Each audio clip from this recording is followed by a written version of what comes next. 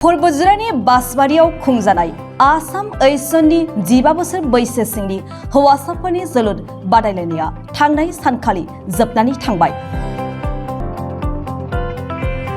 क'क्राझार जिल्लानि फुरबुजिरा मुखुमानि सिङाव थानाय बासबारि गोजौसिन फरायसालिनि गेवलां गेलेग्रा गुवार फोथाराव सानथामनि हाबाफारि लानानै फुरबुजिरा जिल्ला गेलेमु गौथुमनि आफादगिरि अंकुर ब्रह्म आरो नेहाथारि त्रिवेन सांमा आरो सोद्रोमाफोरनि बानजायनायाव आसाम ओइसननि 15 बोसोर बैसो सिंनि हौवासाफोरनि जोलुर बादायलायनाया थांनाय सानखालि गसाइगाव हाथरखि एफसि आरो क'क्राझार बड'लेण्ड एफसिजों जोबथा एबा फाइनाल गेलेनाय जायो। बे जोबथा गेलेनाय बादायलायनायाव क'क्राझार बड'लेण्ड एफसिआ 3 गल आरो गसाइगाव हाथरखि एफसिआ 2 गल सोनो हायो आरो क'क्राझार बड'लेण्ड एफसिआ गसाइगाव हाथरखि एफसिखौ फेजेननानै चेम्पियन बान्थाखौ मोननो हायो। मख'नो गोनांदि बे जोबथा जोलुर बादायलायनायाव बाहागो लाफैयो सानजा क'क्राझार बिधानसभा बियाबनि एमएलए लरेन्स इस्लारिजों लोगोसे आसाम फुटबल एस'सिएशननि गाहाय नेतारि डक्टर सांग्रां ब्रह्म आरो ओइसननि आफादगिरि कबिरन्जन ब्रह्म, बारग' एमएलए बरेन्द्र कुमार मुसाहारिजों लोगोसे गोबां जोलुर अनसायगिरि रायजो राजाफ्रा बाहागो लानायजों मेहेरगोनाङै जोबलाङो। बेयो जोंनि ओइसन, बेखौ ओइसन होनो। आसामाव गासै 8था जन दङ, बेनि बिथोराव जोंहा ओइसनाव गोलैदों आरोखि। आङो ओइसननि प्रेसिडेन्ट हिसाबै आरो आसाम फुटबलनि भाइस प्रेसिडेन्ट हिसाबै नोंथांमोननि सिगाङाव आं बेखौ फोरमायनो सानो, बे जनाव जे डिएसएफोरनि 8था डिएसएआ बाहाय जइन लादों, बे इन्सट्राक्सना फैदों इण्डियान फुटबल फेडारेसननिफ्राय, आसामनिफ्राय नङा। नेसनेलनिनो बे मोनसे खेला आरोखि। बेखौ आसाम फुटबल थ्र जोंनि जनाव हरदों आरोखि। दा बे हिसाबै मोनसे भिजन दङ इण्डियान फुटबला, मिशन 47 होननाय मोनसे भिजन लादों इण्डियान फुटबला। 25 बोसोरिया मोनसे प्लेनिं आरोखि बेयो इण्डियान फुटबलनि। 25 बोसोरनि बिथोराव जोंनि फुटबला जे बिराद गाहायाव गोग्लैसोनानै दङ इण्डियान फुटबला, बेखौ दावखोहोनो थाखाय जोङो एज केटेगरियाव थांनाय बोसोरनिफ्राय इण्डियान फुटबला जोंखौहाय सामलायनो जोंखौ हरदों आरोखि। आन्डार 13, आन्डार 15 एन्ड आन्डार 17। दा बेनो जाहैबाय, उन्दैफोरनिफ्राय नोङो फुटबलखौ फोरोङाबा देरखानाय मानसिखौ फोरोंनानै जेबो लाब जाया आरोखि।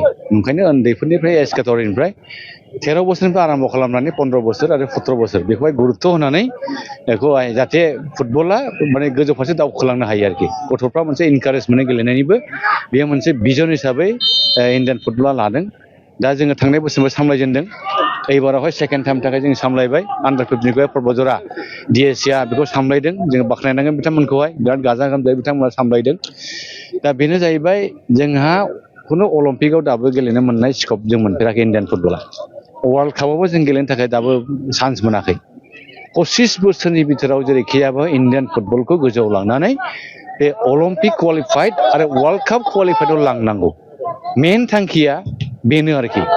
इण्डियान फुटबलनि थांखिखौ जों जाफुंनो थाखाय जना आसाम फुटबलनि आन्डाराव जों बेखौ दा फाथिगासिनो दं आरोखि। आसा खालामो निस्सय नोंथांमोनाबो नुबाय, खेलाया खुब मोजाङै जाबाय थादों। बिराद मोजां मोजां गथ' ओंखारबोबाय थादों दा, थांनाय बोसोरनिफ्राय आराम्भ खालामनानै। बेनोल' मोनसे डिएससिफ्रा लिग होनांगौ, आन्डार 13निबो लिग होनांगौ गावबागाव डिएससिआव, आन्डार 15निबो होनांगौ, आन्डार 17 होनांगौ। बेखौ नाथाय रावबो होनो हाथ'वाखै। क'क्राझार डिएससिनि बादै अल आसामावनो दासिमबो बे एज केटेगरिनि लिगखौ दाबो होनो हायाखै। नाथाय जोंनि क'क्राझार डिएससिआ अलरेडि बेखौ होनानै फोजोबखांबाय आरोखि। आसा खालामो बयबो होगोन आरो जोंनि फुटबला गोजौ फारसे दावखोलांगोन आरोखि। दिनैनि बे फाइनाल गेलेनाया जाय चेम्पियन जागोन, बे मोननै दलनि बिथोराव गसाइगाव डिएससि आरो क'क्राझार डिएससिनि गेजेराव चेम्पियन जानाय दला इन्टार जन गेलेगोन। आसामाव 8था टिम ओंखारगोन, 8था जन दं नालाय, 8था टिमानो डाइरेक्ट क्वार्टारावसो गेलेहैगोन आरोखि। बेखौहाय फाथिनायनि मोननै जायगाया लानायनि मोनसे लाहार फाहार जाबाय थादों। दुलियाजान आरो डिब्रुगड़आ एसे बुंबाय थादों बेवहाय जाहैनो हागौ, आरो बेवहाय जाय गेलेगोन चेम्पियन जागोन बेयो नेसनेल लेभेलाव बे गेलेहैगोन। जाय चेम्पियन जायो गासिबो खिन्थु क्लाबानो थाखा फैसा बहन खालामनांगोन, बे आरोखि। आंनि खावलायनाय, उन्दै लाइमोनफ्रा जे रोखोम जों दा फुरबुजिरा डिएससिआव सामलायफैदों, बे बासबारि होननाय मोनसे जायगा, हमना ला नोङो बे मोनसे गोदोसोनाय जायगा आरोखि। बेवहाय बे फुटबलखौ लाबोनाय लोगो लोगो बेवहाय मोनसे मोनसे उत्साह गथ'फ्रा मोनबाय आरोखि खेलाखौ नुबाय दाख्लैबो नुबाय थादों दिनैसो नुबाय थादों आरोखि माबादि गेलेदों माबादि सिस्टेम दङ नियम दङ नियमखौनो जोंनि मानसिफ्रा मिथिया बे सिआरएस सिस्टेमाव जायो सिआरएसआ नेसनेल सिस्टेमनि मोनसे रेजिस्ट्रेसन आरोखि बेखौ जेब्ला डेटआ एक्सपायार जायो बेखौ रिनिउ खालामनांगौ सिआरएस सिस्टेमाव जायो बिनि उनाव आरो सिएमएस दंबावो आरोखि बेबायदि मोनसे सिस्टेमनि गेजेरजों बे खेलाया जायो आं आसा खालामो बे खेलानि गेजेरजों बे ओनसोलनि गथ'फ्रा मोनसे माने मा होनो बिदिखौहाय मोनसे माने बिसोरो गावसोरखौनो गाव मोनसे गेलेनायनि जे मोनसे खराग बेखौ होनाय बिथांमोना निस्सय मोनगोन आरो सोलोंगोन बिथांमोना बे जायगानि गथ'फ्रा आरो भबिष्यतआव निस्सय बे ओनसोलनिफ्रायबो मोजां फुटबल ओंखारगोन आंहा आसा दङ आरोखि आरो सारा आसामखौथ' बुंनांगोन सारा आसामावनो बे खेला जागासिनो दङ हिसाबै मोजां प्लेयारा दा बे आन्डार 13, 15 आरो 17निफ्राय ओंखारबोगासिनो दं आरोखि दा आरो गोबां एकाडेमियाव बेनिफ्रायनो गेलेनानै नेसनेल लेभेलनि गिदिर क्लाब आरोखि जेनेबा आइएसएल गेलेयो माबा आइ लिग गेलेयो बिथांमोना दा जोंनि जायगा बिसोर ट्रायल केम्प सेलेक्सन लाफैयो बेवहाय गोबां गथ'फ्रानो दा मोनहैबाय आरोखि क'क्राझारनिफ्रायथ' मोनहैबायानो नोंथांमोननि बे प्र'जनफ्राबो निस्सय सानसेब्लाबो मोनहैगोन आरोखि हयथ' मोननायबो दं खोमा आं मिथियोबा